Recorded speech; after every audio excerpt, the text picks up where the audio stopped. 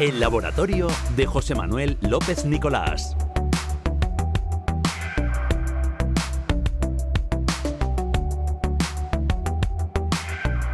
Estamos ya abriendo el laboratorio de José Manuel López Nicolás a esta hora de la tarde en la sintonía de Radio Murcia y a cualquier hora del día en radiomurcia.es. José Manuel López Nicolás, ¿qué tal? Buenas tardes. Hola, buenas tardes. Ruth García, que está de nuevo con nosotros. Hola, Ruth. muy buenas. José Manuel, que vamos a hablar de música, ¿no? De la ciencia que hay de la música del cine. Yo sé por qué lo haces. Es que el otro día fui al auditorio a ver el concierto, no sé si se llama concierto exactamente, pero homenaje a Ennio Morricone. Ay, qué chulo. Bandas sonoras de cine y realmente fue maravilloso. Pensaba que lo decías por lo de los 40 Music Awards, por el disco de Rosalía, en fin, me pensaba que ibas por ahí. Ahí fueron otras, pero yo ahí no fui. Oye, pero de lo de la Rosalía no hablas tú tampoco. No, se puede intentar, pero... No, pero me refiero, pero lo has No hay escuchado. día sin que hablemos de Rosalía. ¿Qué pasa? Lo he escuchado, claro que lo he ¿La chica escuchado. de Aljucer o...? Estoy un poco obsesionada, la verdad, que últimamente. Está todo el mundo obsesionado. Y la gente diciendo que ha ido a verla, la gente que ha escuchado la canción, lo que lo significa suyo, la canción. José Manuel, hubiese sido la ciencia de la vida cotidiana de Rosalía, esa mujer, ¿no? Bueno, podemos prepararlo. ¿Pero te gusta o no, Rosalía? Sí, pero tampoco es una locura, ¿de acuerdo? Sí, y he escuchado ¿te el gusta nuevo más disco, Ennio Morricone? Me gusta mucho más Ennio Morricone y por eso en el programa de hoy lo que quiero es compartir que la música de cine no es solo arte, sino también ciencia, como hacemos todos los martes. Cada nota, cada acorde, cada timbre que escuchamos en una película, pues tiene su fundamento físico y su fundamento psicológico. Y hoy quiero que los oyentes sientan la conexión entre física, emoción y narrativa que yo sentí el domingo en el Víctor Villegas. Y lo que me gustaría también sea que cuando escuchen el podcast, ¿vale? Que después de analizar cada canción, cada melodía, que lo escuchen, que pongan la música de la película y a ver si realmente... O sea, nos pones deberes. Exactamente. Bueno, venga, A ver, arranca. para empezar con lo básico, o por lo básico. José. ¿Te digo José o José Manuel? José. José. Todo el mundo me dice José. José, cuéntanos, ¿cómo se relacionan la música y la ciencia en general? La música y la ciencia realmente están profundamente conectadas desde su origen. Cada nota que escuchamos es el resultado de ondas sonoras. Las ondas sonoras son vibraciones del aire que viajan desde el instrumento hacia nuestro oído.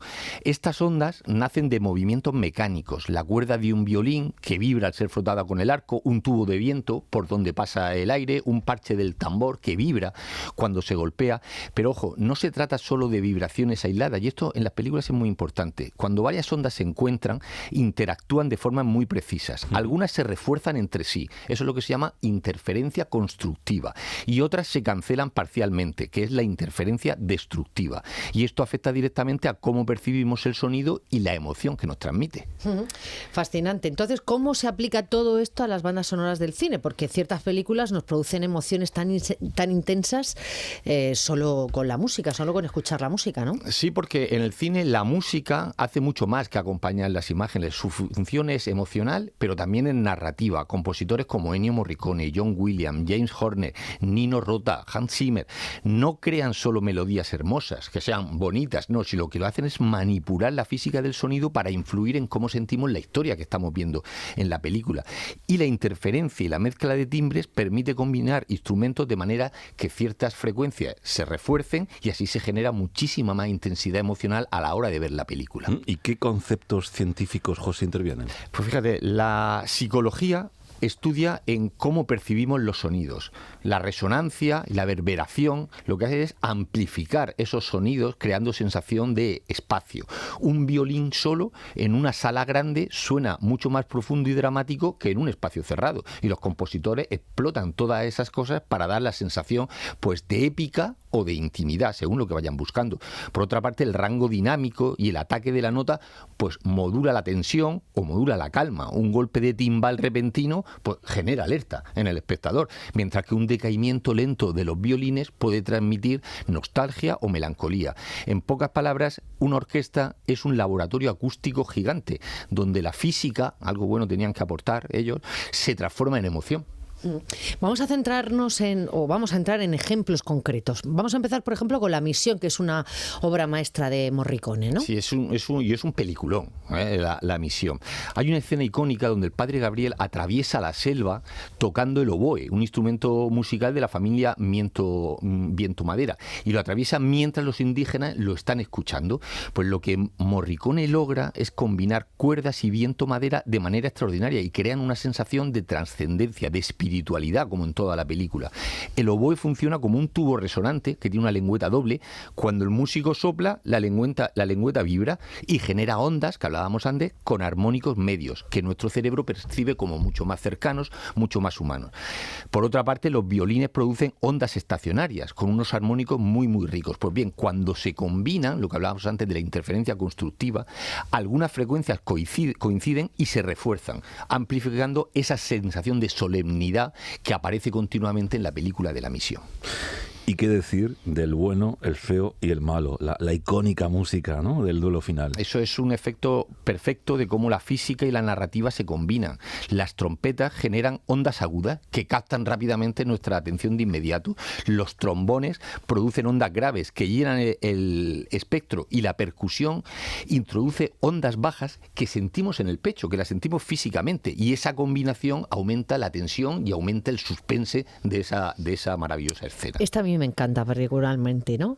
Cinema Paradiso. ¡Ay, qué bonita! ¿Verdad? Preciosa. Qué bonita. Esa banda sonora es una maravilla. Totalmente, es muy emocionante. Y ahí en Cinema Paradiso el piano y los violines hacen como un río de recuerdos continuamente. El piano genera ondas primarias y armónicos complejos que amplifican en la caja de resonancia del piano. Los violines añaden armónicos medios y altos.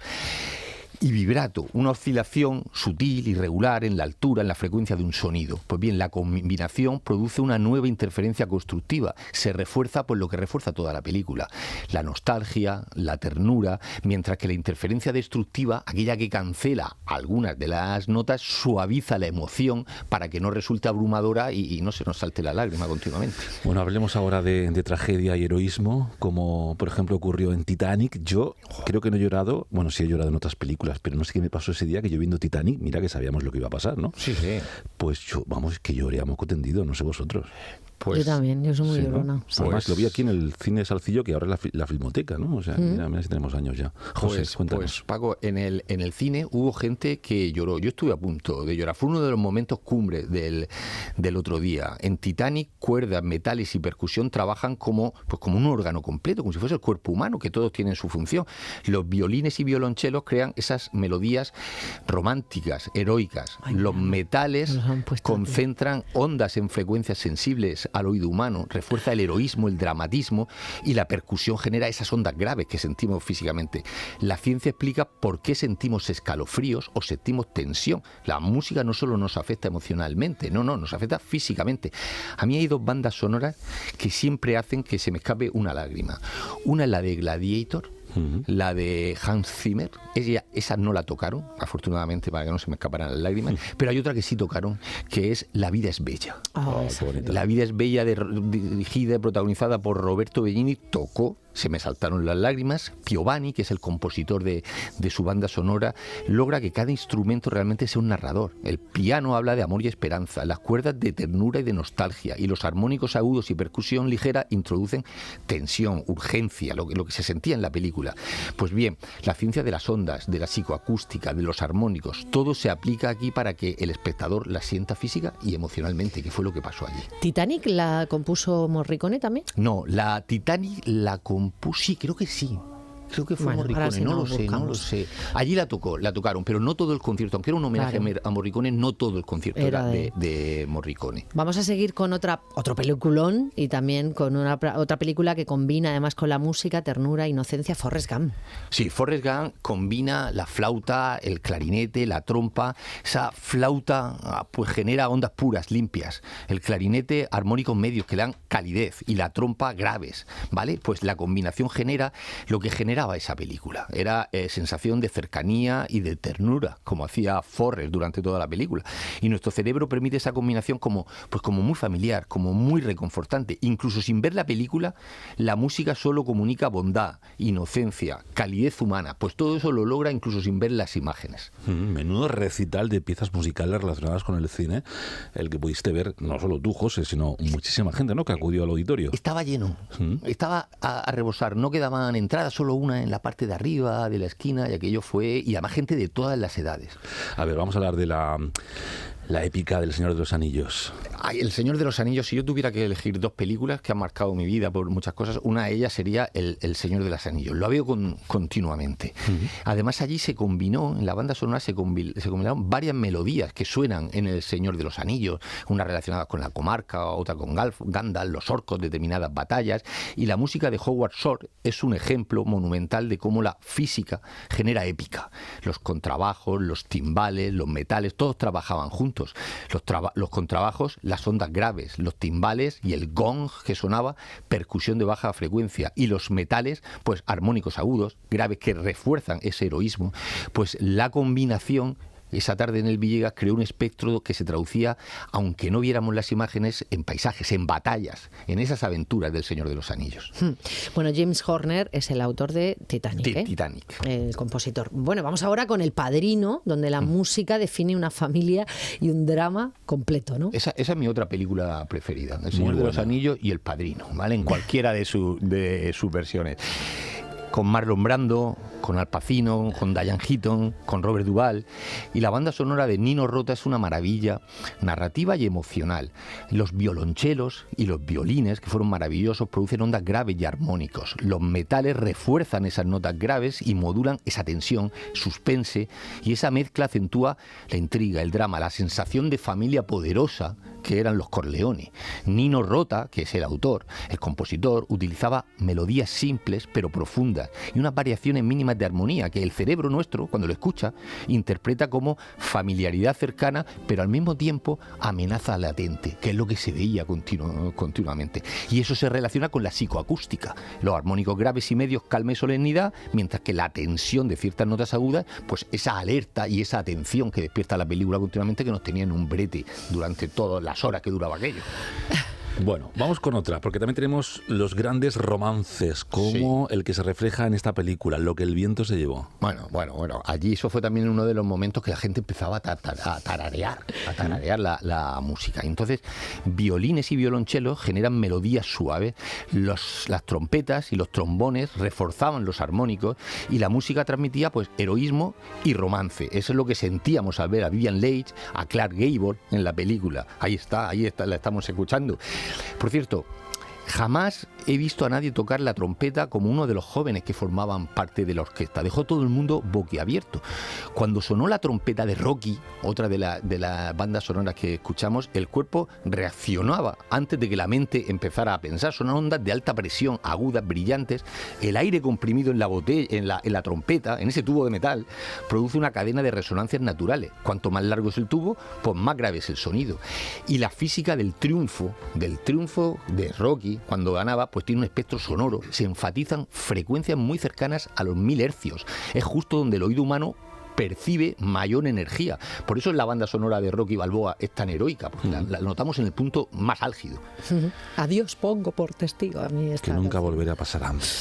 Bueno, vamos a hablar ahora de Ben-Hur, que es una película que todo el mundo recuerda por sus espectaculares carreras de cuadrigas y escenas dramáticas intensas, y que ponemos sobre todo en Semana Santa. Sí, es como... El Viernes Santo sin Ben-Hur Siempre está Ben-Hur. no es el Viernes Santo cualquiera. Pero fijaos que el otro día en el Víctor Villegas parecía que iba a aparecer Charlton Heston por cualquier sitio, porque en la banda sonora las escenas, se recordaban las escenas de las carreras de cuadrigas, que están acompañadas de percusión intensa y esas cuerdas heroicas.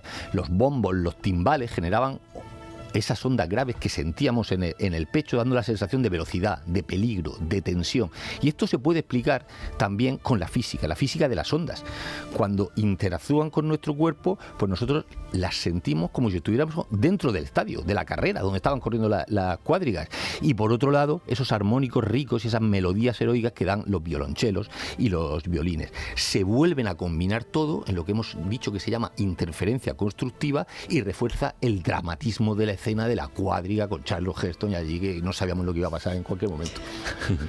A ver, José, vamos con otro clásico del Spaghetti Western, Por un puñado de dólares, que también sonó su banda sonora allí en el Víctor Villegas. Sí, esa película se crea la tensión, ¿no? La música genera la tensión, el suspense, ese que creaba Clint Eastwood, que para mí Clint Eastwood es uno de los mejores cineastas de la historia, como director, como actor, como productor, y por no decir el mejor. Y Jean-Marie Volonté, que era el partner de Clint Eastwood con el que hacía aquellos duelos, pues se utilizaba en la banda sonora Morricone cuerdas, metales, percusión de manera absolutamente magistral. Destaqué muchísimo la percusión, especialmente los timbales, los bombos los bombos que producían ondas graves, y se sentía ese peligro, esa sensación de peligro. La combinación hacía que nosotros nos mantuviéramos alerta antes de un duelo, y eso Morricone lo lograba, incluso con sonidos poco convencionales, como los silbidos que sonaban ahí en el western, esas guitarras eléctricas que creaban texturas únicas en nuestro cerebro. Por cierto, igual que hemos destacado al trompetista o a uno de los 4 trompetistas, la chica que tocaba la flauta, aquello era una maravilla. El director de orquesta la levantó varias veces porque la gente se volcó con ella. Qué guay.